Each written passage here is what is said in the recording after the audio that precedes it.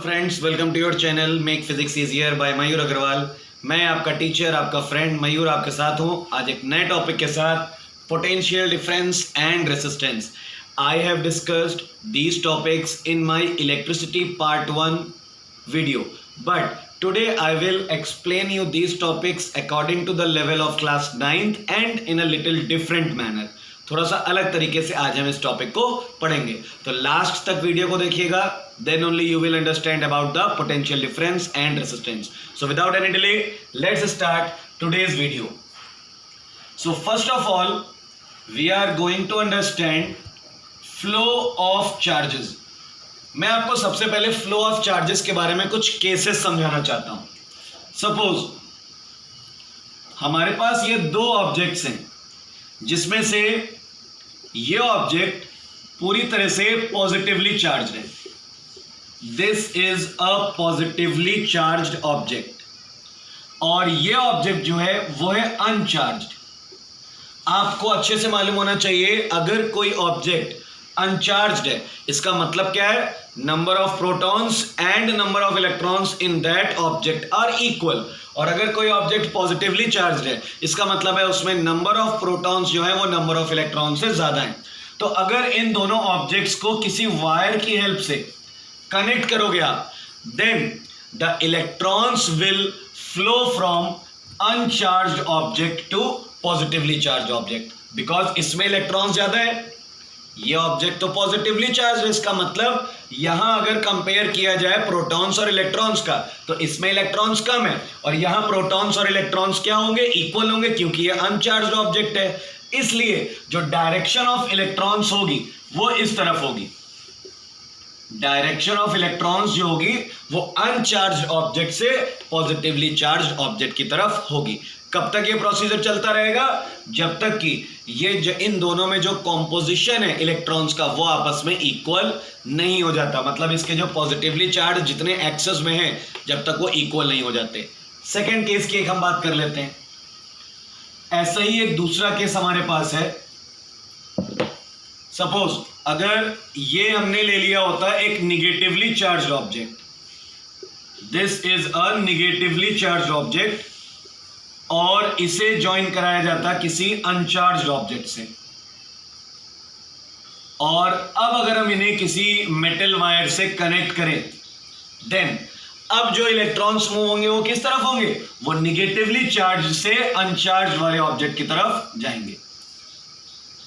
Always we have to remember that, क्योंकि अब इस कंडीशन में देखा जाए, इन दोनों ऑब्जेक्ट्स को कंपेयर किया जाए, तो नंबर ऑफ इलेक्ट्रॉन्स किसके पास ज्यादा होंगे? निगेटिवली के पास, निगेटिवली चार्ज ऑब्जेक्ट के पास। तो इसलिए डायरेक्शन ऑफ इलेक्ट्रॉन इस बार ऑपोजिट हो जाएगा। इसका मतलब है इन दोनों एग्जाम्पल से एक चीज क्लियर हो रही है हमें, कि जो इलेक्ट्रॉन्स हैं वो फ्लो होते हैं, और उनके जो फ्लो की डायरेक्शन है वो कहां से कहां होती है बेटा? Always higher concentration to lower concentration of electrons. जो इलेक्ट्रॉन्स होते हैं वो हायर कॉन्सेंट्रेशन से हमेशा लोअर कॉन्सेंट्रेशन की ओर ट्रांसफर होते हैं। तो in the terms of physics, ये जो हायर कॉन्सेंट्रेशन वाले हैं, इन्हीं को हम लोग कहते हैं निगेटिव टर्मिनल्स। ये जो हमारे हायर कॉन्सेंट्रेटेड वाले हैं, एक तरह से हमारे जिनमें इलेक्ट्रॉन्स ज्यादा हैं, ये हमारे निगेटिवली चार्ज ऑब्जेक्ट्स कहे जाते हैं। और लोअर कॉन्सेंट्रेटेड वाले का मतलब है पॉजिटिवली चार्ज या अनचार्ज, कोई भी उसमें से एक कंपैरिजन में हो सकता है। सो हमारा जो पोटेंशियल डिफरेंस का जो कॉन्सेप्ट है, जो इस पार्ट में हम लोग पढ़ने जा रहे हैं, उसके अकॉर्डिंग हमें फ्लो ऑफ चार्जेस समझना जरूरी था। तो फ्लो ऑफ चार्जेस के लिए आप याद रखोगे इलेक्ट्रॉन्स पर डिपेंड करता है, क्योंकि हम लोग जानते हैं मेटल्स में या कंडक्टर्स में electrons are the charge carriers, क्योंकि इलेक्ट्रॉन्स होते हैं वही चार्ज कैरियर्स होते हैं मेटल्स और कंडक्टर्स में। तो मेटल्स में या कंडक्टर्स की बात करें तो इसमें हायर कॉन्सेंट्रेशन से, मतलब हायर पोटेंशियल से हमेशा लोअर पोटेंशियल की ओर इलेक्ट्रॉन्स ट्रांसफर होते हैं। तो अगर मैं हायर पोटेंशियल वर्ड को यूज कर रहा हूं तो इसका मतलब क्लियर है, higher potential means higher concentration of electrons, और lower potential means lower concentration of electrons. So this is the concept of flow of charges. इसको आप कंपेयर भी करा सकते हो, इसको आप कंपेयर करा सकते हो फ्लो ऑफ वाटर से।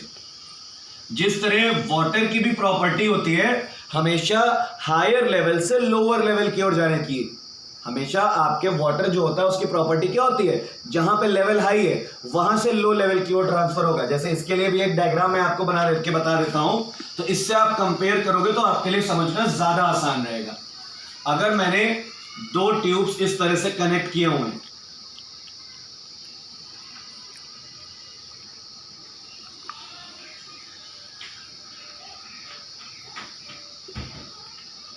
टू ट्यूब्स आर कनेक्टेड, इसमें वाटर लेवल इतना है, ठीक है, और ये वाले में वाटर लेवल थोड़ा कम है। तो ये जो ट्यूब कनेक्टेड है ये हायर लेवल है। आप जैसा कि देख रहे हो यहां पर जो लेवल है वाटर का वो हाई है और यहां जो लेवल है वाटर का वो लो है। तो जो वाटर होगा that will transfer from this tube into this tube. जहां पर हायर लेवल है वहां से लोअर लेवल की ओर ट्रांसफर होगा। कब तक? जब तक दोनों का लेवल सेम नहीं हो जाता। So we can say that the concept of flow of charges can be understood by the flow of water.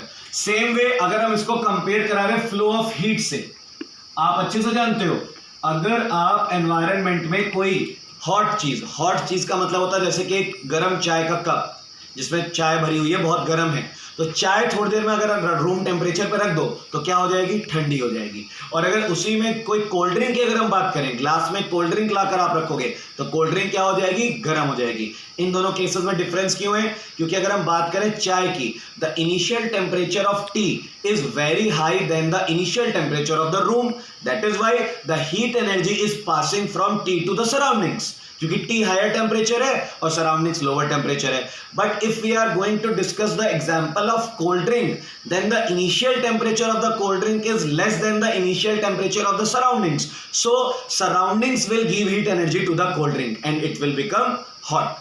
तो हमेशा ध्यान रखना है जो फ्लो ऑफ हीट होता है that is also from the higher temperature to lower temperature. तो ये दो एग्जाम्पल्स हैं जो कि हमारे टॉपिक को फ्लो ऑफ चार्जेस को समझने में हमारी मदद कर सकते हैं। So always remember that a higher potential word means a higher concentration of electrons and lower potential means a lower concentration of electrons, and electrons always flow from higher concentration to lower concentration. Now we are going to discuss potential difference. What is potential difference? Basically the potential difference between two points A and B. Potential difference हमेशा दो points के बीच में होगा। So from a point, अगर point A पर कोई positive charge है, टेस्ट पॉजिटिव चार्ज है प्लस क्यू, इसे अगर हम बी पॉइंट तक लाना चाहते हैं, इसे बी पॉइंट तक आप लाना चाहते हो, then you have to do some work. That work is called potential difference between points A and B. So we can write at VAB is equal to WAB upon Q.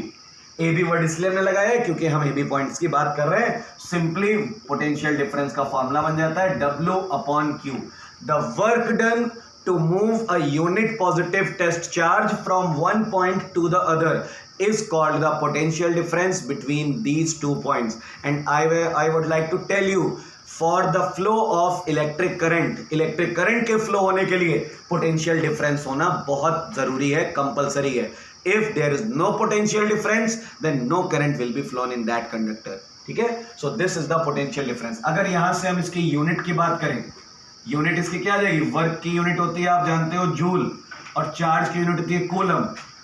So the combined unit is joule पर coulomb, जिसको combinedly कहा जाता है volt. Because ये volt नाम के scientist ने discover की थी, इसलिए वोल्ट का सिंबल हम लोग हमेशा कैपिटल वी रिप्रेजेंट कराते हैं. अब अगर हमारा टारगेट है 1 वोल्ट को डिफाइन करना, define 1 volt, then how can it be possible? By the formula. अगर मैं W के प्लेस पे 1 जूल रख देता हूं और Q के प्लेस पे 1 कूलम, तो जो वैल्यू आएगी सॉल्व करने पर वो कितनी आ जाएगी? 1 वोल्ट. तो उसकी डेफिनेशन क्या बनेगी? When 1 joule of work has to be done to move a 1 coulomb charge from one point to the other.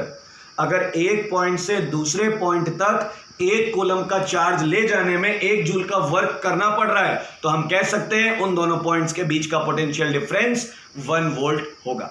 So this is the definition of 1 volt. And I I am explaining you the definition of units in such a way that you don't need to memorize it, then you don't need to learn them. You can make the definition of a unit with yourself by helping of its formula. आप उसके फॉर्मूले की help लेकर अपने आप उसकी unit की definition बना सकते हो.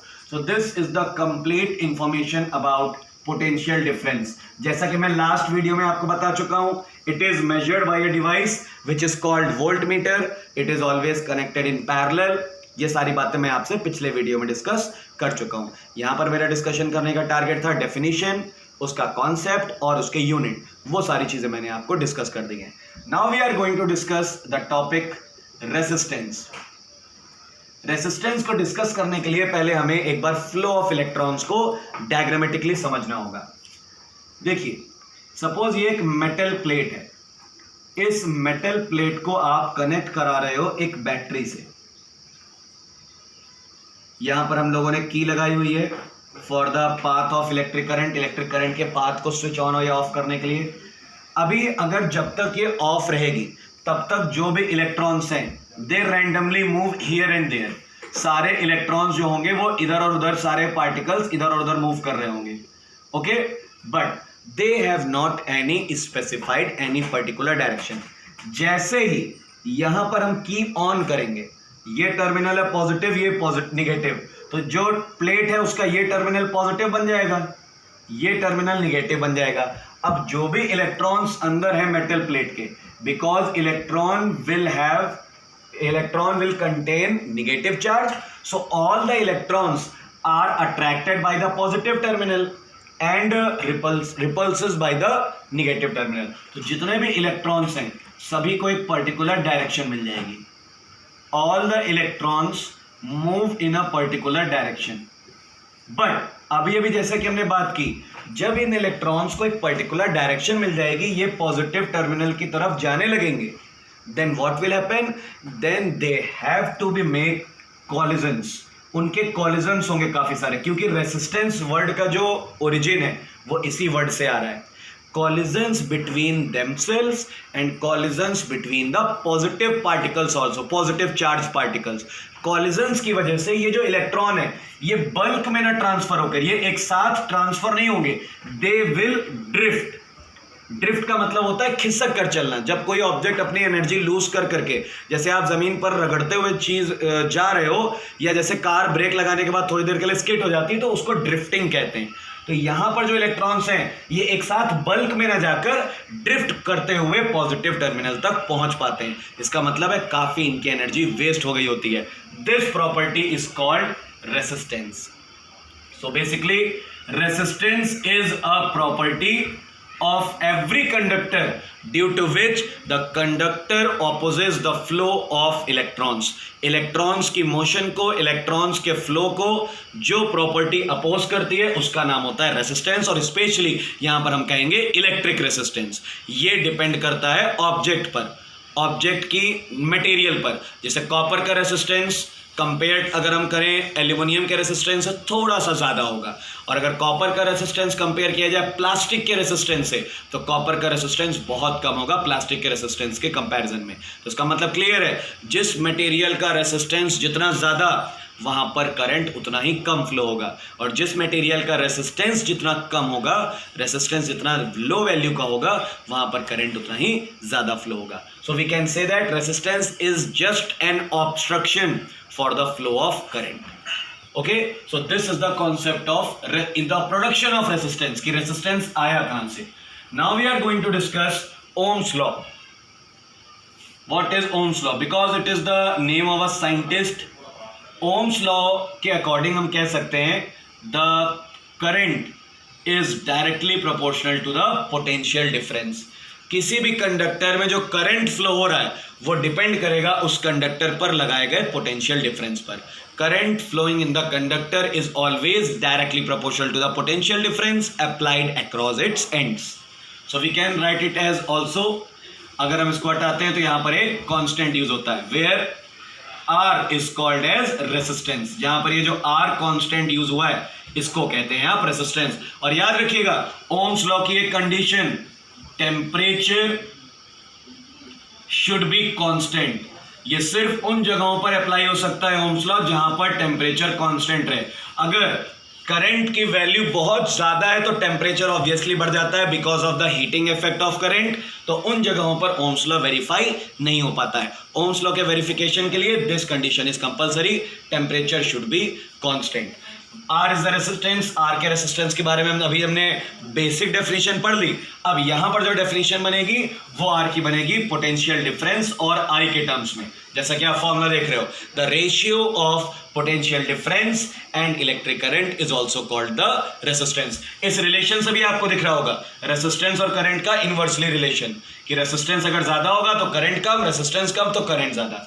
यहां से इसकी जो यूनिट आती है वो आती है ओम, जिसको हम इस ओमेगा सिंबल से रिप्रेजेंट करते हैं। याद रखिएगा, ओम कहते हैं और लिखते हैं इस तरह। अगर हम 1 ओम को डिफाइन करें, how can we define 1 ohm? 1 volt by 1 ampere. जैसा कि हम जानते हैं वोल्ट की जो यूनिट होती है, वोल्ट पोटेंशियल डिफरेंस की यूनिट वोल्ट, इलेक्ट्रिक करंट की ampere. So when 1 ampere of current is flowing in a conductor where 1 volt of potential difference is applied, ऐसा कंडक्टर जिसमें 1 एम्पियर का करंट फ्लो हो रहा हो 1 वोल्ट का पोटेंशियल डिफरेंस अप्लाई करने के बाद, तो वो कंडक्टर 1 ओम का रेसिस्टेंस देगा। This is the definition of 1 ohm. SI unit is ohm. Ohm is the unit of resistance, we can say. Now the next thing which we have to understand is factors affecting resistance. There are some factors which affecting resistance. Factor number 1, material. जैसा कि मैंने अभी आपको बताया, different material. याद रखेंगे, जो भी अच्छे कंडक्टर्स हैं हमारे, जितने भी अच्छे कंडक्टर्स होते हैं उनका रेसिस्टेंस कम होता है क्योंकि वो करंट को इजीली फ्लो होने देते हैं। और जितने भी हमारे इंसुलेटर्स हैं इनका रेसिस्टेंस बहुत हाई रहता है, then only they are obstructing the electric current. तो याद रखेंगे मटेरियल पर पहला पॉइंट हो गया, जिस पर रेसिस्टेंस डिपेंड करता है वो है material. Second point is length of the conductor.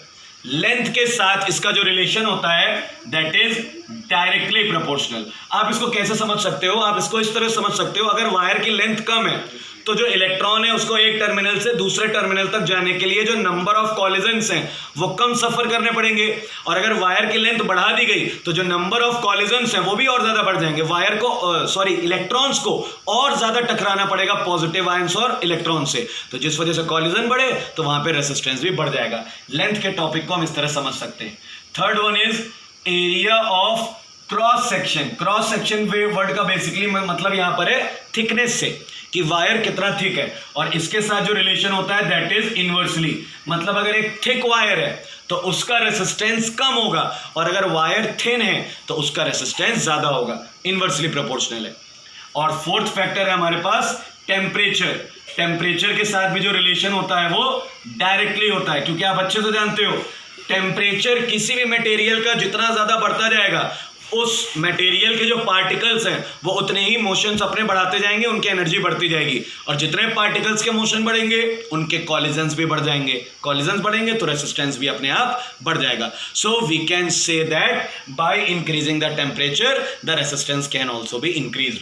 These are the 4 factors on which resistance of a wire depends. So this is the complete information about resistance. आज के हमारे वीडियो में इतना ही है। अगले वीडियो में मैं आपसे और इंटरेस्टिंग टॉपिक्स के साथ मिलता हूं, तब तक के लिए गुड डे।